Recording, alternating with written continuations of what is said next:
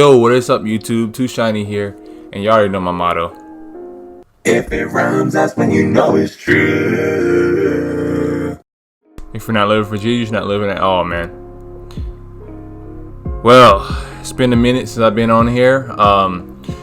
Actually, my last video that I ended up releasing the other day, I made that at least 3 to 5 weeks ago. And as you guys should already know, I came out of the hospital at least a week or two before this video is being made. And right now, yesterday I just got my stitches out. So, I mean, right now everything's good. I can go back to work, I can go back to school, and stuff like that. The whole process has been just great, man. I mean, guys really helped me to get through the entire process, getting things in order so I can get back to work and school and everything. I gotta catch up on a lot of stuff that I missed because I spent a whole 2 weeks in the hospital. So it's been a really rough road, but man, I made it through it. So, well, I just want to just go ahead and cover this Final Fantasy 7 and 15, I guess, controversy, if you can call it that.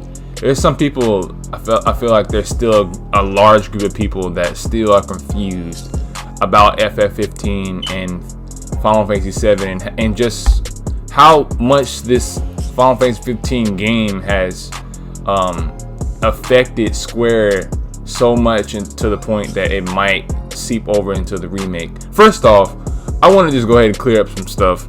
But first off, but before I begin, I just want to just go ahead and let y'all know that I might be speaking a little weird because I'm going to be speaking off of my notes. So I just want to go ahead and just kind of have a clear plan and direction throughout the video. So without ado, here you go. I'm just going to go off what I read. Not what I read, but I've written. If you think FF15 is going to affect the remake, or if you are worried about the remake because of Final Fantasy 15, you just don't understand what's going on at Square. And you should know way better than that if you study what went on with 15 from its reveal in 2013 to its release in 2016. First off, 15 is a game that has been revamped from the ashes of Versus 13. It was never intended to be a main line FF15 by Square. But Square insisted that it should be the next main game in the series. Regardless of what Square wanted 15 to be, it just never became what they envisioned. But enough with all that formal stuff, and let's talk about why this game isn't going to affect the remake, or also what I absolutely hated about 15. In Final Fantasy 15, you have to ride around in this car to move to new areas and new spaces. And at first thought, I thought that this game was going to allow us to actually drive it, but of course they did not. 15 is a 3-year-old game, but right now I don't think spoilers are really relevant because you should have played it by now. This freaking car is on rails, bro. Like, it's on rails. Really. Like, you can steer it and press the gas pedal, but it basically steers itself without any input by the player. But that's not all. Noctis himself is on rails. You can basically hold down the attack button and he basically fights for you, bro. This is the reason why this game is not good to me at all. I don't care how many patches it has. This game is broken beyond healing at this point. The problems with this game is fundamental, and they will never be fixed because Square doesn't really care to make it right. And plus, the development is not even up anymore, I don't think. They just want to keep making money off lies and hype. But anyways. Hey there, y'all kept a girl waiting. Wait, do y'all see anything wrong with this clip?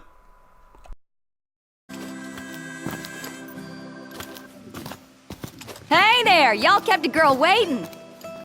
Did you see that? You mean to tell me that not even 30 minutes into the game, Square Enix is already crossing the sex appeal lines already? Not that this should do that at all, but it's absurd that the first shot of Cindy is nothing but a legs, hips, and butt shot. Bro, that is not okay. And her personality just does not match her outfit and job description. Listen to this. Aha! Hello, Your Highness. Congrats on your wedding. Not hitched just yet. Lady Luna Frey's groom-to-be, here in Hammerhead. Apologies for taking so long. You best save your apologies for Pawpaw. Really? Really? I shouldn't have to explain this. Okay, back to the car situation. I just don't think people would be pleased to know that this car can't be driven off the road. Like, that's just insane. But they just had to do it. They developed some DLC pack to try to fix this problem. And what they ended up doing was giving us a car mod that transforms into a monster truck. Like, really, Square? Really? A monster truck. It's so slow, to be honest. Like, it's not even that fast. And then it's so huge. You can't even maneuver it that well. But anyway, the problem with Final Fantasy 15 in regards to the remake is basically non-existent. Because first off, the remake is being developed mainly by the same team that worked on the original Final Fantasy 7. These guys know what they're doing.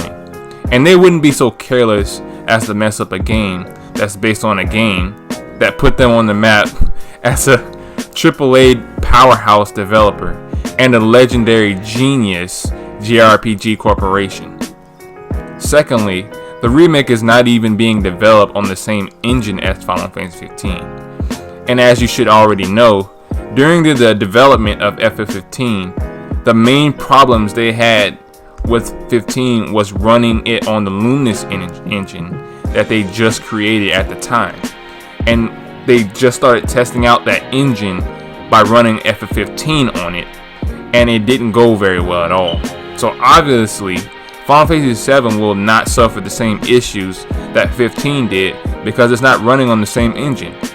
Plus, 15 didn't have clear ideas, and Square could never solidify any of those ideas the developers were bringing up. This went on for years and years and years, but eventually they had to come up with something, and what we got is what they came up with. This game is simply too big for its own good, literally. There is barely anything out there in the land of Eos. But the biggest thing I didn't like about 15 was the DLC, quote unquote. The episode Ignis, the episode Prompto, the episode Gladiolus, and then the episode Arden. Oh my gosh. DLC for 15 is basically the main critical sections. They basically cut off main critical sections of 15's story and locked it behind paywalls, man. You have to pay $60 for the beta test version, which is what we got in 2016. And I call it a beta test build of 15. And then you had to pay another $5 for all the content that was supposed to be in the game at launch. And then 2 years later, they're gonna try to resell the same game that you've definitely beaten multiple times by this point. But they're gonna make a cheaper version of the same game and then resell this thing. Oh my god. Do y'all see this? Like, if that doesn't look like robbery, greed, and anti-consumer policies, I don't know what is. Look at this. Look at this. The Royal Edition. Look at the Royal Edition, bro. They're making you pay for that stuff. They're making you pay for stuff that should already have been there in the first place. And guys, don't go in the comment section and say something like, "Hey, Square should they need a return on their labor for developing the DLCs." Bruh, I better not see that. Square does not need a return on anything. FF15 hit 8.4 million units in 2018, bro. I don't want to hear it. I don't want to hear that stuff. Well, I hope you guys have been informed in regards to the remake and 15, so you won't be worried and like getting on social media and Facebook and all that kind of stuff, just kind of going off and just being worried about nothing, because honestly, the remake and 15 are two completely different entities, and you don't have to worry about them crossing over or something like that. Plus, Tabata, he already left 15. Not 15, but he left Square altogether, and he's working on his own games. So I'm not sure what he's doing right now. But regardless of whether he's here or not, they're not going to allow. I personally think that they're not going to let this remake be a letdown, because honestly, I don't think Square will ever live it down if the remake sucks. If the remake sucks, basically all of the games that come to follow after the remake is going to basically tank, in my opinion. I think that there's nothing else that Square needs to be focusing on more than this remake, because it's the most important thing to people, and a lot of people's childhoods was formed around this game. And it was in that time, I think it was kind of like a Call of Duty of today, and a lot of people don't even really realize how popular those games were at the time. Final Fantasy VII was a very popular game at the time. It was on Pepsi's, it was on all kinds of stuff, almost like it was a Western title, you know. It was greeted with open arms by the West, and that was something that was unheard of at the time. People in the West really didn't really care for Japanese titles like that. And then when this game came out, it just kind of revolutionized all that, and people started opening their arms up to this game. And from that point on, that allowed Square to develop more FF games for Western people, and not just the people in the East, not just Japan only, and you know, Japan exclusive games, you know. So I don't think Square is going to under deliver with this game. Honestly, to me, from everything that I've seen so far, this game to me is probably just going to be the greatest thing that I've played since then, and that's saying something, because I've played a lot of good games over the past few years, during the PS2 era when I was a kid, and then some I guess a couple of good games during the PS3 era. I don't think the PS3 era was that great. I think it was okay at best. I thought the PlayStation Home was fun. I spent a lot of time on PlayStation Home. That was probably the most memorable thing about PlayStation 3. My first game I played on the PlayStation 3 was Sonic Unleashed. I thought that was the best looking game I've ever seen at the time. I had no idea. When the PS4 came out, I was just like blown away.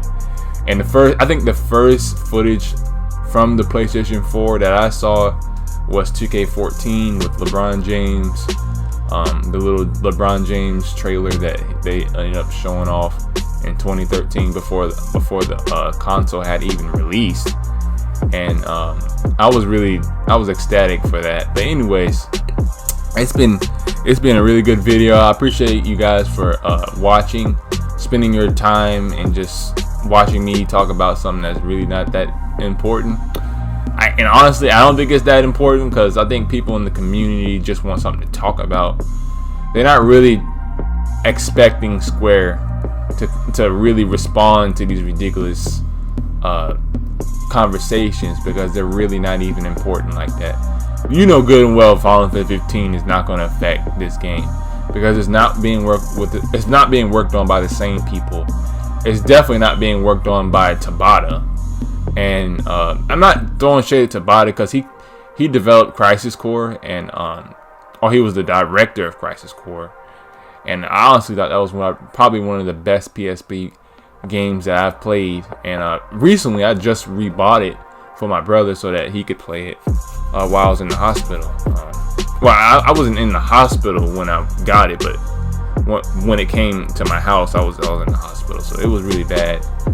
But it wasn't really bad. I just, it was just a weird place for me to be at the time, and I just wanted to make sure that my brother could get his PSP because he got it stolen when he was a kid. So I wanted to just do something good for him and just rebuy the PSP for him, and I ended up getting a Crisis Core. And I played a couple chapters of it. It's pretty good. But anyway, the point is, just ignore the people in the media. Just be patient. Watch for Square, what they're gonna do. If you're new, subscribe. You want to join the crew. Definitely, right now, I'm still building my channel and building what I want. But right now, as of what I'm doing right now, is my upload schedule is basically like once a week if possible, but it doesn't happen always, so don't expect me to be like on top of it all the time. I think next year will definitely be like boom boom boom every single week, because I think right now I'm dealing with 5 classes and I'm trying to finish my prereqs for dental hygiene. And that's basically making this whole process a lot longer than I thought it was going to be.